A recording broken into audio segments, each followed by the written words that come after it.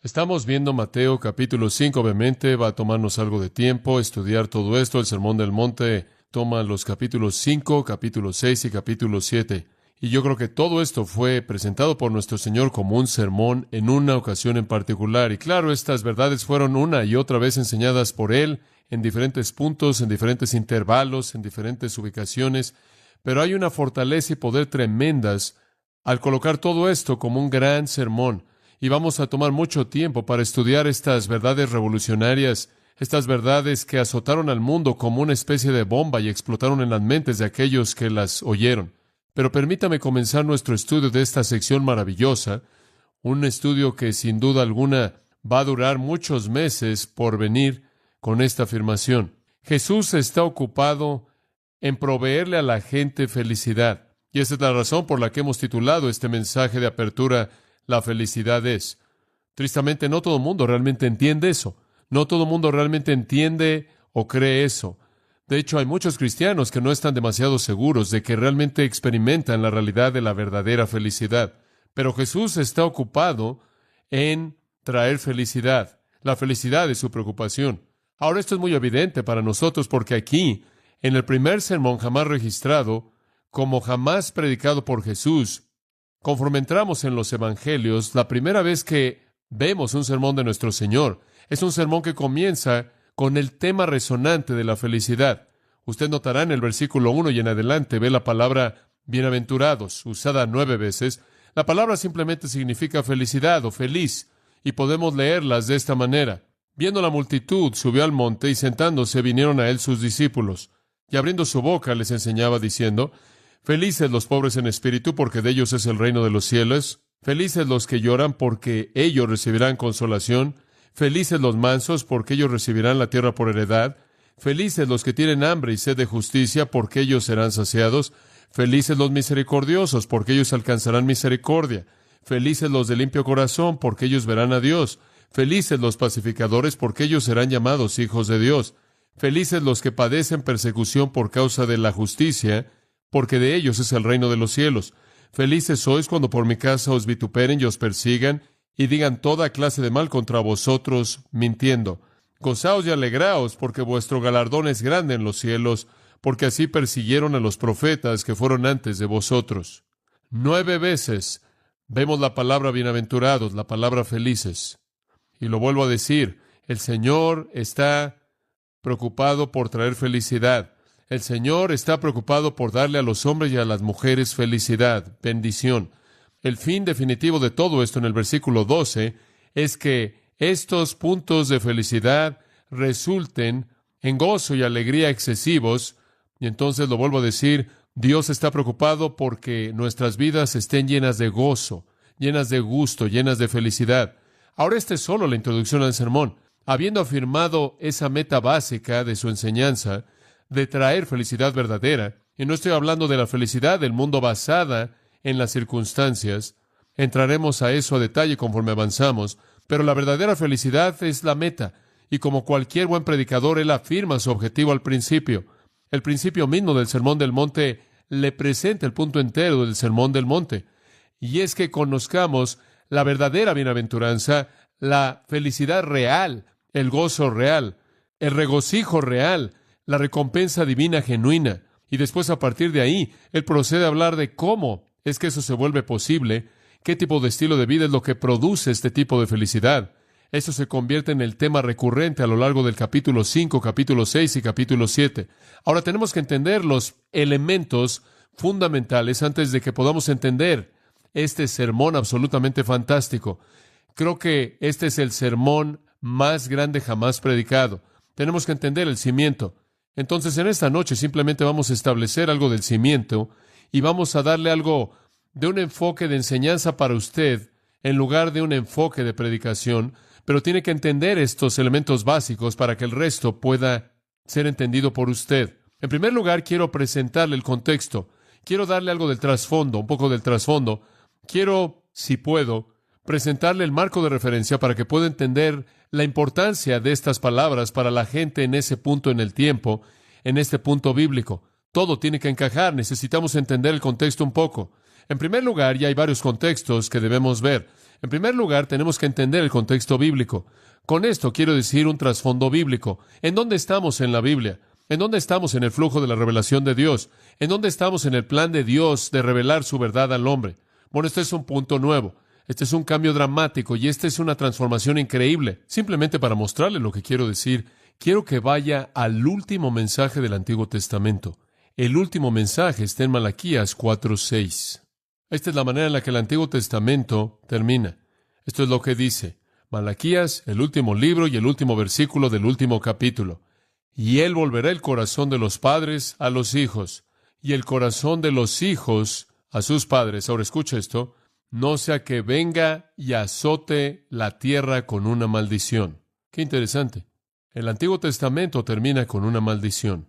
El Nuevo Testamento comienza con una bendición. Ahora, ese es un cambio dramático. Las últimas palabras del hombre de Dios, una maldición. Esas son las últimas palabras, una maldición. Las primeras palabras del hombre de Dios, el Cristo viviente, bienaventurados. Bienaventurados, bendición y maldición. El Antiguo Testamento, la ley, Sinaí, relámpago, truenos, juicio, maldición. El Nuevo Testamento, Sión, gracia, paz, bendición. Un cambio dramático. La palabra bienaventurados, Macarios, de hecho, ese es un nombre común para la gente que es griega. Quizás se acordará del obispo Macarios de la iglesia griega ortodoxa. Macarios es un adjetivo que básicamente significa feliz. Eso es realmente lo que significa. Pero quiero expander eso un poco más para que pueda entender la importancia de este nuevo mensaje. La palabra básicamente viene de una raíz, macar. Esa raíz significa estar feliz, felicidad real, no en el sentido del mundo de felicidad basada en la circunstancia positiva. Tanto Homero como Hesíodo hablaron de los dioses griegos como estando... Ahora escuche esto, porque este es un punto muy importante. Hablaron de que los dioses griegos eran bienaventurados en sí mismos y dijeron que era un estado no afectado por el mundo de los hombres, que estaban sujetos a la pobreza, debilidad y muerte.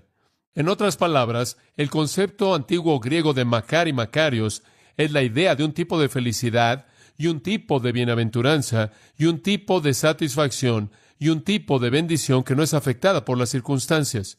Eso es realmente lo que estaban diciendo. La palabra entonces tiene la idea de una bendición interna, de una felicidad interna, que ni es el resultado de la circunstancia, ni está sujeta al cambio en base a las circunstancias. Este es el significado básico del Nuevo Testamento de bienaventurado. Significa una paz interna, una bendición interna, una felicidad interna, un gozo interno que no es producido por las circunstancias ni es afectado por las circunstancias. Es un estado de felicidad, un estado de bienestar en el cual Dios desea que sus hijos vivan. Ahora, permítame profundizar un poco más. Es una palabra que indica virtud. Es una palabra que habla de virtud. Toca al hombre en su base misma de existencia. Es una palabra que habla de virtud. Y la razón por la que digo eso es porque es usada para describir a Dios. Por ejemplo, encontramos muchas veces en la Biblia la afirmación, bendito sea Dios. Por ejemplo, el Salmo 68:35 dice eso. Bendito, bienaventurado sea Dios. Salmo 72:18 dice, bendito sea Jehová Dios. Salmo 119:12 dice, bendito eres tú, oh Jehová. 1 Timoteo capítulo 1, versículo 11 dice, el Dios bendito. En otras palabras, ahora escucha esto, lo que este estado sea, es verdadero de Dios. ¿Entiende lo que estoy diciendo? Sea lo que sea, es verdadero de Dios. Sea lo que sea, ser bienaventurado y bendito es verdad acerca de Dios. Ahora, debido a que esta palabra es usada de Dios, y por cierto, también es usada de nuestro Señor Jesucristo, en 1 Timoteo 6:15 dice, el Señor Jesucristo, quien es el bienaventurado y solo potentado, el Rey de reyes y Señor de señores. Entonces, esta bienaventuranza es una virtud que es característico de Dios, un aspecto característico que es real acerca de Dios y de Cristo. Ahora esto demanda que profundicemos más. Si lo que es esta bienaventuranza es el caso, es verdadero de Dios y es verdadero de Cristo, ahora escucha esto, entonces las únicas personas que jamás la experimentarán son aquellas que participan de Dios y participan de Cristo. Muy bien, no hay bienaventuranza fuera de eso. Pero Pedro nos dice en 2 de Pedro 1:4 que aquellos de nosotros que creemos en el Señor Jesucristo, escucha esto, somos participantes de la naturaleza divina, ¿verdad? Somos participantes de la naturaleza divina. La ventaja de eso, como se aplica aquí, es que podemos conocer la misma bienaventuranza, el mismo estado interno de satisfacción, la misma felicidad interna dentro de nosotros que es conocida por Dios y el Señor Jesucristo mismos.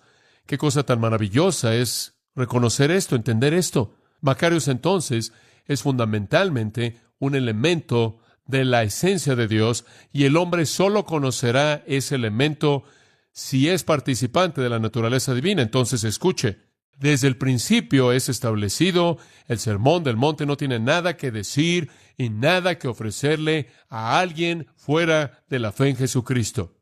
Eso es elemental. Pero para aquellos de nosotros que conocemos y amamos al Señor Jesucristo, para aquellos de nosotros quienes por la fe en Cristo nos hemos convertido en participantes de la naturaleza divina, la misma bendición, la misma satisfacción, la misma felicidad, el mismo sentido de bienaventuranza, que es conocido por Dios de sí mismo y Cristo de sí mismo, puede ser conocido por nosotros de nosotros mismos.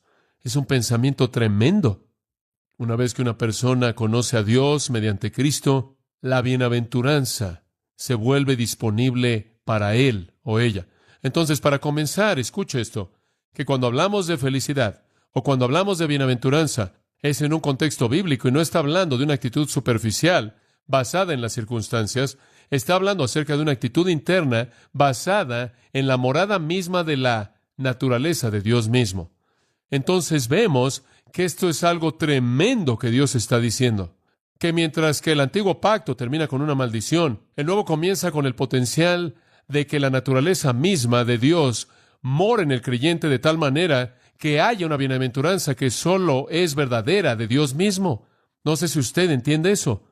Esto es algo totalmente asombroso, que usted y yo podamos ser participantes de la naturaleza divina como para conocer la bendición misma que el Dios eterno conoce en su propia mente.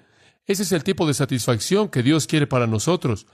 El Antiguo Testamento es el libro de Adán, y Adán es su historia y la historia del Antiguo Testamento. Es una historia algo triste. El primer rey en la tierra fue Adán, y fue dicho por Dios a Adán que él tenía dominio sobre la tierra. Él fue el primer monarca, pero él cayó, y desde que él cayó, el Antiguo Testamento tuvo que terminar. Y debido a que él cayó, el Antiguo Testamento tuvo que terminar con una maldición. Pero en el Nuevo Testamento hay un nuevo rey, y esa es la razón por la que Mateo comienza el Nuevo Testamento, porque él es el que presenta al rey. El rey es presentado inmediatamente. El último Adán, el postrer Adán, el segundo Adán, el que es mayor que Adán, y él es un rey quien no cae. El primer rey cayó y dejó una maldición. El segundo rey reina y deja una bendición. Un escritor lo dijo de esta manera: el primer Adán fue probado en un huerto hermoso y fracasó. El postrer Adán fue probado en un desierto peligroso y tuvo éxito. Debido a que el primer Adán fue un ladrón, él fue expulsado del paraíso, pero el postrer Adán convirtió a un ladrón en una cruz y dijo: hoy estarás conmigo en el paraíso. El libro de las generaciones del primer Adán termina con una maldición. El libro de las generaciones de Jesucristo termina con una promesa: no habrá más maldición. Así termina Apocalipsis. Entonces el Antiguo Testamento nos dio una ley para mostrar al hombre en su miseria, y el Nuevo Testamento nos da vida para mostrar al hombre en su bendición. Gran diferencia. Entonces Mateo nos presenta de manera inmediata, como hemos estado estudiando en nuestro estudio, nos presenta de manera inmediata al nuevo rey, ¿no es cierto? Es una nueva realidad fantástica que amanece en la historia humana. Hay un nuevo rey, hay uno que puede revertir la maldición terrible de Adán. Inmediatamente, conforme llegamos al Nuevo Testamento, enfrentamos la presentación de Mateo del rey, y ya hemos estudiado la descendencia del rey, y hemos estudiado la llegada del rey, y hemos estudiado la adoración del rey, y hemos estudiado la expectativa profética del rey, y hemos estudiado el proclamador del rey, Juan el Bautista, y la afirmación del rey, y la ventaja del rey conforme él ganó en su tentación, y la actividad del rey. Y ahora llegamos al discurso del rey, el manifiesto del monarca mismo. Y el Sermón del Monte es la afirmación grandiosa del rey conforme abre su boca y pronuncia bendición en lugar de maldición a aquellos que la desean. Ese es el contexto bíblico general en el que este sermón es presentado. Una nueva época, un nuevo rey, un nuevo mensaje. Pero también está el hecho de que conforme usted estudia las bienaventuranzas, conforme este mensaje bendito es dado, parece algo paradójico. Y Mateo está presentando un reino que realmente no encaja con lo que la mayoría de la gente habría esperado. Como puede ver, la felicidad como Mateo la bosqueja aquí en las palabras de Jesús no es exactamente la manera en la que el mundo lo entendería. De hecho, dice que las personas felices